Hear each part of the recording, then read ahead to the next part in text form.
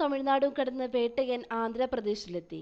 രജനികാന്തിനെ നായകനാക്കി ടി.ജി. ജ്ഞാനവേൽ സംവിധാനം ചെയ്യുന്ന വേട്ടയന്റെ പുതിയ ഷെഡ്യൂൾ ആന്ധ്രാപ്രദേശിലെ കടപ്പ ജില്ലയിൽ 2 ദിവസം മുമ്പാണ് ആരംഭിച്ചത്. രജനിക്കൊപ്പം ഫഹദ് ഫാസിൽ, റാണ ദഗ്ബാട്ടി, ഋതിക സിംഗ് എന്നിവരാണ് ഈ ഷെഡ്യൂളിലെ അഭിനേതാക്കൾ. ആന്ധ്രയിൽ നിന്നുള്ള ഫഹദിന്റെ ചില ലൊക്കേഷൻസ് വീഡിയോ സമൂഹമാധ്യമങ്ങളിൽ ഇന്ന് വൈറലാണ്. പുഷ്പ സ്റ്റാർ എന്ന നിലയിലാണ് ആന്ധ്രയിലുള്ളവർ ഫഹദ് ഫാസിലിനെ വിശേഷിപ്പിക്കുന്നത്. ജയ് ഭീം എന്ന ചിത്രത്തിന് ശേഷം ടി.ജെ. ജ്ഞാനവേൽ സംവിധാനം ചെയ്യുന്ന ചിത്രം രജനിയുടെ കരിയറിലെ 170ാമത് ചിത്രം കൂടിയാണ്. ചിത്രത്തിൽ ഒരു പോലീസ് ഓഫീസറുടെ വേഷത്തിലാണ് രജനി എത്തുന്നത്. കേരളത്തിൽ തിരുവനന്തപുരത്തും ചിത്രീകരണം നടന്നിരുന്നു. അമിതാഭ് ബച്ചൻ, ഫഹദ് ഫാസിൽ, റാണ ദഗ്ബാട്ടി, മഞ്ജു വാര്യർ, ഋതിക സിംഗ്, തുഷാര വിജയൻ എന്നിവരാണ് പ്രധാന അഭിനേതാക്കൾ.